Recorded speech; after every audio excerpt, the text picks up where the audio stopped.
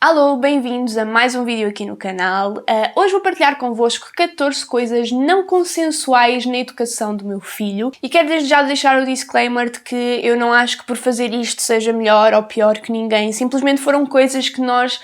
intuitivamente fomos colocando como parte da nossa rotina de educação e formação do nosso filho, algumas coisas instintivamente, outras porque foram fruto de muita pesquisa e de muito interesse da minha parte e do Ricardo, fomos percebendo que acabamos por nos destacar das outras pessoas ou de sentir algum tipo de estranheza da outra parte. É só por isso que eu achei que era uma coisa interessante de partilhar e pode ser que algumas delas acabem por fazer sentido para vocês se vocês quiserem ter filhos ou se já tiverem filhos. O primeiro ponto é, obviamente, a alimentação do Duarte ser maioritariamente plant-based. A única coisa de origem animal que ele come são os ovos que nós decidimos introduzir na altura da introdução alimentar porque eu fiz alguma pesquisa e percebi que se eu não introduzisse os ovos e ele passasse a infância toda sem comer ovos, ou a primeira infância toda, haveria o risco dele desenvolver algum tipo de intolerância ou de alergia a ovos. E comecei a pensar em todas as coisas onde os ovos entram, mesmo sem nós sabermos, às vezes mesmo com cuidado em ler os ingredientes, às vezes escapa, e comecei a pensar também no futuro dele. E não queria que o facto de nós o querermos alimentar de certa forma fosse também um impeditivo social, que é muito, muito importante. E esta foi das coisas que a maternidade mais me veio dar lições do género: tu achavas que sabias tudo e que não ias mudar e de repente tens um filho e começas a pensar em todo o tipo de coisas e de consequências que essas coisas e ações podem trazer. E uma das coisas em que eu pensei logo, e isto aplica-se em outras circunstâncias, mas eu acho que assim é mais óbvio para eu também vos explicar, é, por exemplo, em festas de anos. Só para vocês terem noção, a escolinha onde ele anda tem opção vegan, todos os almoços dele são vegan lá na escola, o lanche também, mas quando há festas de anos ou quando eles fazem atividades que envolvem, por exemplo, fazer um bolo em conjunto, eu não queria de todo que ele, por exemplo, passasse o tempo todo, participasse na atividade, fizesse o bolo e quando chegasse a parte de comer, que é tipo o prémio no fim de tudo, ele ficasse a um canto e não pudesse comer e desfrutar daquele momento com os colegas. Então nós decidimos logo, por essas razões todas, na altura em que ele começou a fazer a introdução alimentar, começar a comer ovos também, e nessa altura nós começámos a comer ovos também, porque para nós não nos faz sentido comer de forma diferente do nosso filho e vice-versa, até porque no início, quem tem filhos sabe, o início da introdução alimentar, eles não comem grande coisa, então nós começámos a deparar-nos com restos de comida, com restos de ovos no prato dele, e naquele impasse de nós não comemos ovos, mas também não queremos estar a jogar isto fora, então partiu um bocadinho daí e os ovos passaram a fazer parte da nossa alimentação também desde essa altura. Isto foi só um contexto para vos explicar o porquê de tanto ele como nós termos voltado a consumir ovos, não por achar que uma pessoa precise de comer ovos para estar bem e saudável. Ele foi um bebê 100% vegan durante os 6 primeiros meses de vida e era super saudável. Só o facto dele não comer carne, não comer peixe e não beber leite de vaca, nós notamos que às vezes as pessoas acham isso um pouco estranho.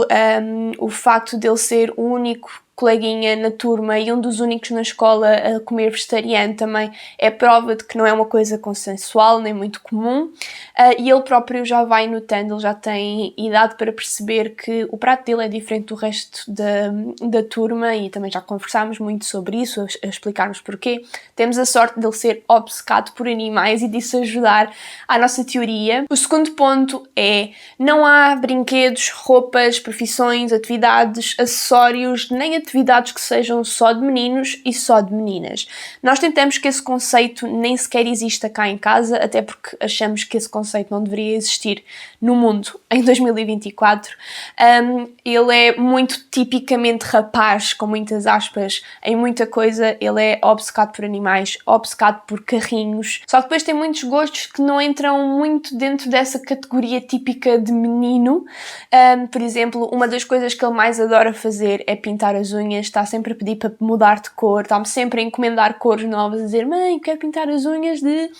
vermelho, então lá vou eu ter que comprar vernizes vermelhos. E eu notei que ele começou a querer pintar as unhas porque me começou a ver pintar as unhas e que ele despertou-lhe interesse. Ele perguntou se podia, aliás, ele não perguntou se podia, ele disse que queria e eu pintei-lhe as unhas tranquilamente, nunca foi sequer uma questão discutida cá em casa. Até o Ricardo começou a pintar as unhas porque ele via-me com as unhas pintadas, via-se ele com as unhas pintadas, então não fazia sentido o pai não ter as unhas pintadas também. E o Ricardo pintou. Também desde pequenino que ele tem nenucos ou bonecas, um dos desenhos animados favoritos dele é um desenho que está na categoria de desenhos de menina, portanto nós tentamos que ir apenas por aquilo que ele se interessa e que ele gosta, seja isso de que género for. Até porque nada nos diz que ele tem o género que lhe foi atribuído à nascença, portanto não queremos estar a colocá-lo em caixinhas que nem sequer sabemos, nem sequer ele sabe se lá pertence ou não. Portanto, cá em casa não há essa categorização por género feminino e masculino. Se ele gosta, ele usa, ele brinca, ele faz. O terceiro ponto é o facto de nós não sermos nada rígidos com a regra de não sujar a roupa. Nós somos muito apologistas de que as crianças são crianças e que devem explorar e que não devem estar preocupados se estão a sujar ou não a roupa. Claro que há momentos, claro que há circunstâncias, se estivermos no meio de um restaurante, ele não vai estar a salpicar sopa indiscriminadamente para cima da roupa e das outras pessoas. Mas cá em casa, na escola, não há qualquer problema se ele sair de casa ou começar o dia com uma roupa limpa e ao fim de algumas horas, ou às vezes menos que isso, a roupa já estiver bastante suja, porque a roupa lava-se. Agora a infância não se recupera. E muitas das atividades que lhe vão ficar na memória e que lhe vão permitir explorar as coisas e tirar conclusões e desafiar-se ele próprio envolve ele não sair com a roupa limpinha. Então, ele já é uma criança muito recatada e muito cautelosa por si só, portanto, nós não queremos estar a restringi-lo ainda mais só porque não queremos que ele ter mais trabalho a lavar a roupa. E isto inclui-se também, principalmente, quando o levamos ao parque. É uma coisa que eu tenho reparado e, obviamente, cada um é livre de educar os filhos como quiser, não é? Mas eu confesso que é uma coisa que me dá um bocadinho de impressão quando vou a parques e estou a ouvir o tempo inteiro os pais e as mães a berrarem para os putos para não irem para aquele escorrega porque está sujo ou porque está molhado, quando o intuito de ir a um parque é deixar as crianças divertirem-se e brincarem. A roupa lava-se, o molhado dos escorregas também se seca, pode-se levar uma muda de roupa, ou como nós costumamos fazer, levar uma toalha para secar o escorrega antes dele escorregar. Portanto, há formas de contornar isso sem restringir as crianças, sem levar as crianças para um sítio onde é para brincar e depois não as deixar brincar livremente. O quarto ponto está um bocadinho relacionado com um vídeo que eu lancei aqui no canal já há algum tempo, que vai aparecer aqui nos cards eventualmente, que é o facto de não haver gritos nem palmadas cá em casa. Claro que é tudo muito giro na teoria, dizer que não se grita e não se bate, mas há momentos em que ficamos estressados e os nervos levam a melhor de nós e acabamos por levantar a voz e ser um bocadinho mais ríspidos do que aquilo que gostaríamos.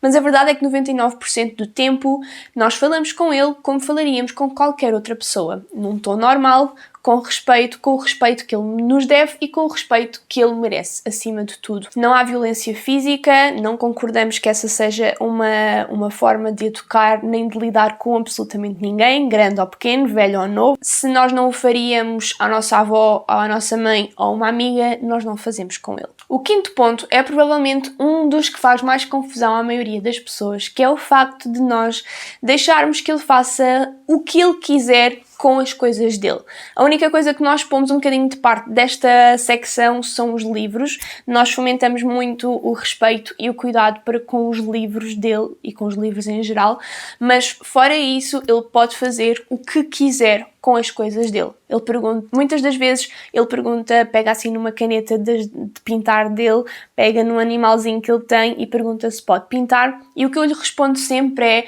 o animal é teu, a caneta é tua, podes fazer o que quiseres. Isto não só lhe dá a oportunidade de explorar e de ser criativo, e já inventou imensas brincadeiras por causa disto, como faz com que ele tenha ali uma série de coisas nas quais fazer, entre aspas, asneiras, e de não sentir a necessidade de o fazer no resto da casa, com as nossas coisas, com coisas que não possam de facto ser estragadas, ser pintadas, ser rasgadas. Ele não sente a necessidade de o fazer porque pode fazê-lo com as coisas dele, no lugar da brincadeira dele que nós temos lá na sala. Portanto, muitas das vezes ele pega nas canetas e começa a riscar o tapete dele na zona de brincar, que é um tapete que nós já comprámos a pensar nisso, é impermeável, lava-se facilmente com toalhitas ou com uma esfregona, pinta os animais e depois pede água para os lavar e fica entretido uma série de tempo. No Natal ele recebeu assim uma coleção muito grande de autocolantes de animais e há pouco tempo também lhe oferecemos uma tesoura para a idade dele, para ele a começar a ganhar a técnica de cortar. Então ele estava fascinado com o poder de cortar coisas e de começar a melhorar e começou a cortar todos os autocolantes que nós lhe oferecemos no Natal. E nós deixámos, ele adorou, esteve super entretido com aquilo durante aqueles dias todos até os autocolantes finalmente deixarem de existir porque ficaram todos estraçalhados. Ficou muito melhor a usar a tesoura em 2 ou 3 dias, portanto, acho que acima de tudo os brinquedos servem para ser usados, servem para ser explorados, servem muitas vezes para ser estragados também, e se salvar as nossas coisas que nós não queremos que ele estrague, então é bom para toda a gente. 6º ponto é ele dormir connosco desde o primeiro dia de vida até hoje. Muita gente fica chocada com isto, principalmente porque ele já tem 3 anos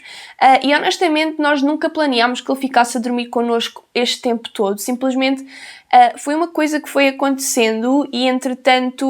foi ficando e nós já nos habituámos. Eu já pensei na ideia dele ir dormir para o quarto dele também, começar a fazer essa transição. É uma coisa que está planeada para acontecer durante este ano, mas ainda não sentimos que tenha sido um momento. Ele já associa esta cama a ser também a cama dele, portanto vamos deixar para a eventualidade de conseguirmos sair desta casa durante este ano para aproveitar essa transição e ele ir logo para o quarto dele quando mudarmos eventualmente de casa. Portanto, no pior dos cenários, o que é que pode acontecer? Ele dormir connosco até aos 18 anos. Há coisas piores. Eu dormi com a minha mãe até aos 14 anos. E estou aqui, safe and sound. Adoro dormir acompanhada, mas não tenho problemas nenhuns em dormir sozinha, portanto eu sinto que não me deixou marcas absolutamente nenhumas e deixou-me boas memórias de dormir agarradinha à minha mãe, de sentir aquele conforto, de sentir aquele vínculo. Portanto, é uma coisa que nós gostaríamos que deixasse de acontecer num futuro próximo, mas também não é um bicho de 7 cabeças na nossa casa. 7ª coisa é, se ele diz que não quer beijos nem abraços, nós não forçamos e não lhe damos beijos nem abraços. Às vezes dá muita vontade de o agarrar e encher de beijos, mas muitas vezes fazemo-lo, às vezes sem pedir autorização, e ele diz que não quer e nós paramos imediatamente. Acho que é muito importante respeitar os limites da vontade e do corpo dele e nós queremos que ele faça isso no futuro com todas as pessoas com quem se cruze, portanto acho que ter essa noção e esse exemplo desde sempre em casa vai ser muito importante, até porque nós não temos direito de o beijar se ele não quiser, só por sermos pais dele. O ponto 8 é o facto de nós pedirmos sempre licença antes de trocar a fralda ou despir qualquer peça de roupa. Isto é uma prática que nós começámos a fazer logo desde muito cedo, desde que ele começou a ter mínima noção do que o rodeava, ainda com meses de idade. Sempre que despíamos as calças para trocar a fralda, pedíamos com licença. Claro que ele não conseguia responder, mas aquela noção de que nós estamos a pedir permissão e que temos respeito para com o corpo e para com a vontade dele. Portanto, é uma coisa que nós mantemos até hoje e já é automática, e eu acho que faz todo o sentido, não é? É o mínimo possível, tendo em conta que, obviamente, a fralda tem que ser trocada. Isso ele não pode controlar, porque ele não pode ficar o dia todo com cocó, com xixi na fralda, mas já que aquela coisa tem mesmo que ser feita, mesmo que ele não queira, ao menos no momento de o despir, nós pedimos licença e por favor. E muito relacionado com este ponto, no ponto 9, tem também o facto de, desde bebê, nós lhe darmos noção de consentimento e de respeito para com o próprio corpo e para com o corpo das outras pessoas. Desde pequenino nós dizemos, por exemplo, que ele tem uma pilinha e que os outros meninos têm uma pilinha e que aquele sítio é privado e que ninguém pode mexer ali a não ser para dar banho ou para trocar a fralda, e especificamos as pessoas que o podem fazer, que é a mãe, o pai, os avós e as educadoras, para ele ter noção de que mais ninguém pode tocar ali, possa expô-lo de que forma for, para ele saber se, caso, espero que nunca aconteça, mas caso se veja inserido numa situação onde as pessoas extrapolem esses limites, ele ser capaz de perceber que aquilo está errado e nos dizer. Para além de que dizemos também que as meninas têm uma vagina, uma vulva e que têm maminhas e que são sítios privados, que ninguém pode tocar nos dele e que ele não pode tocar nos de ninguém. Por acaso não tenho aqui na lista, mas acaba por ser assim um ponto extra. Uma das coisas que nós também não fazemos e que somos altamente contra, e esta pode ser um bocado polémica, por mais que esteja mais que estudado e comprovado psicologicamente e cientificamente que não é correto fazer, que é beijo na boca. Nós não lhe damos beijo na boca, às vezes ele vem ter connosco, nós pedimos um beijinho e ele dá-nos beijo na boca e nós dizemos sempre que na boca não se dá beijinhos,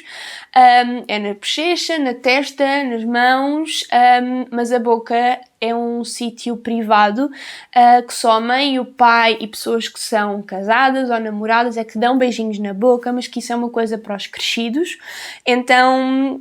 não é uma coisa que nós gostamos de ver pais e filhos a beijarem-se na boca, irmão, não sei, eu acho que é um bocadinho, e vão pesquisar um bocadinho mais sobre isso, estão a achar isto tudo um exagero, vão pesquisar um bocadinho sobre isso, há muitos estudos feitos e muitos discursos e artigos feitos por psicólogos a explicar a problemática de pais e filhos darem beijo na boca, por mais que obviamente não seja com malícia e que venha de um lugar de carinho e amor, não é fixe para as crianças, porque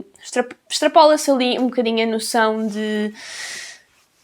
idades, do que é suposto ou não se fazer, de graus de parentesco, confunde ali muita coisa e pronto, é também uma das coisas que nós somos muito firmes, é não há beijo na boca. O ponto 10 é não obrigamos a comer a comida até ao fim, se ele não quiser, e também não forçamos a comer caso ele não goste da comida. Acho que é daqueles limites que seria óbvio caso se tratasse de adultos, de amigos, de outros familiares, mas quando toca a crianças, os pais acham sempre no direito e até no dever de obrigar a criança a comer tudo o que está no prato. E sejamos sinceros, às vezes não gostamos da comida, às vezes gostamos da comida e não nos está a apetecer e noutras alturas nós não temos pura e simplesmente apetite naquele dia ou naquela hora específica. Portanto, nós apresentamos sempre o prato ao almoço, ao jantar, às horas habituais. Se ele quiser, come. Se não quiser, ele diz-nos que não quer. Às vezes tentamos convencê-lo um bocadinho,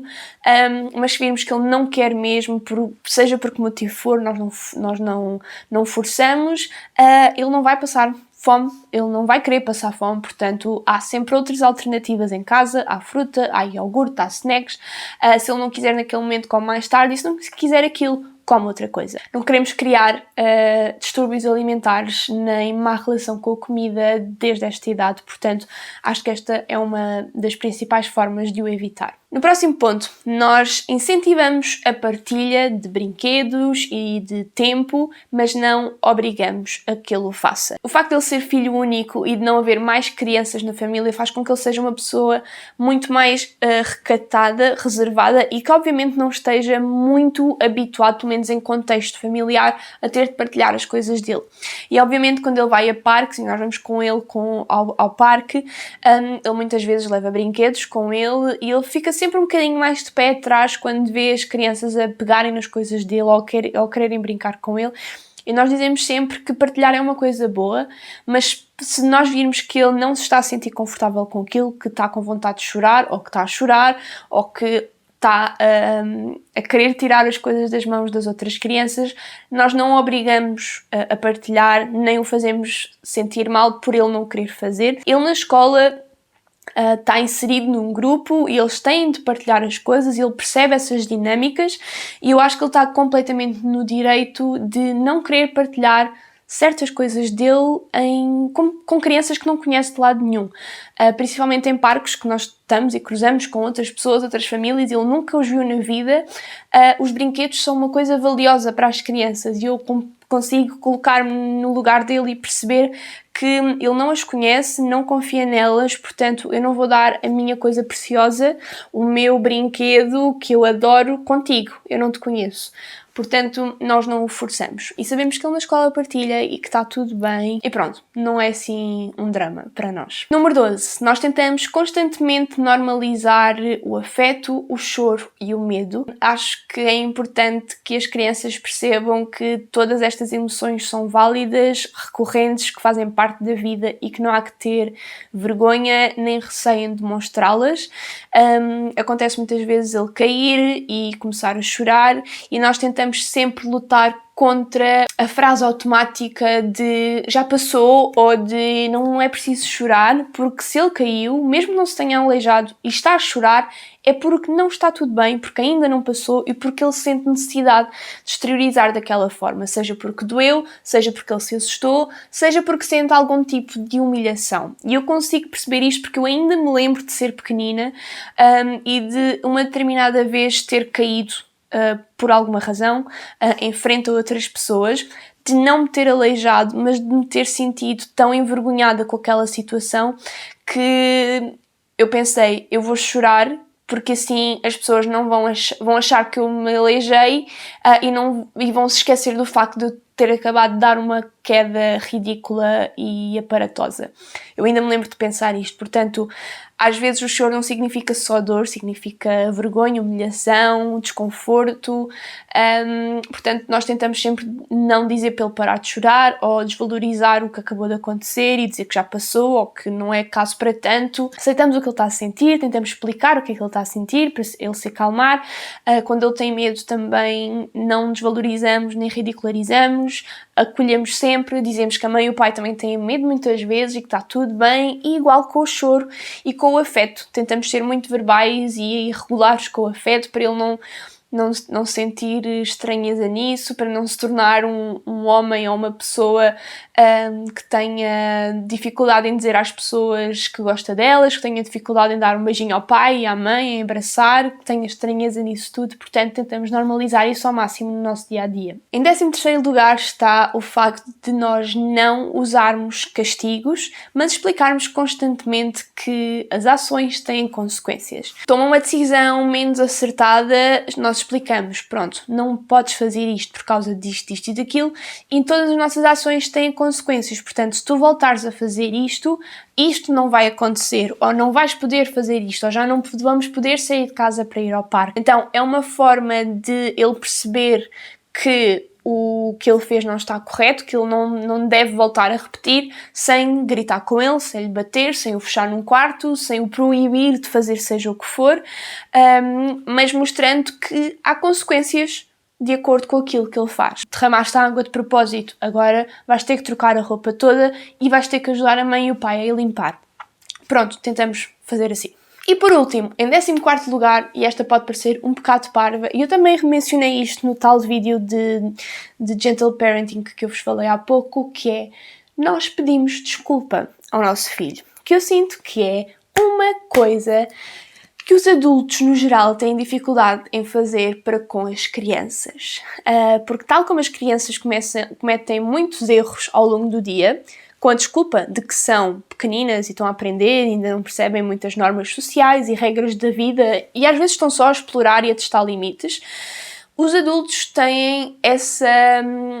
obrigação de perceber que os adultos são eles e que, claro que também temos direito de errar e vamos errar muitas vezes, mas quando o fazemos é muito importante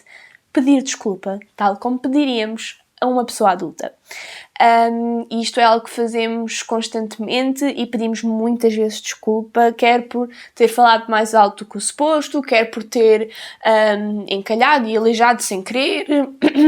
quer por nos termos esquecido de alguma coisa que ele tenha pedido, seja o que for que nós achemos que ele merece um pedido de desculpas, não é por ter 1, 2, 3, 4 ou 5 anos que nós não o fazemos. Nós não queremos nada que ele cresça com a ideia de que nós somos infalíveis e intocáveis. Somos pessoas, estamos todos a viver a vida pela primeira vez, estamos cá um bocadinho mais de tempo, mas isso não nos impede de errar e não nos deve também impedir de pedir desculpa. E pronto, chegou ao fim a minha lista. Espero que vocês tenham gostado deste vídeo, que tenha sido minimamente interessante e que não tenham levado nada disto como afrontas ou um guia de como educar crianças. Eu estou a fazer isto pela primeira vez, portanto não estou aqui num lugar de coach, nem nada que se pareça. Achei que era só um vídeo interessante e que eu gosto também de ver outras pessoas a falar. Portanto, é isso. Um grande beijinho e vemo-nos no próximo vídeo.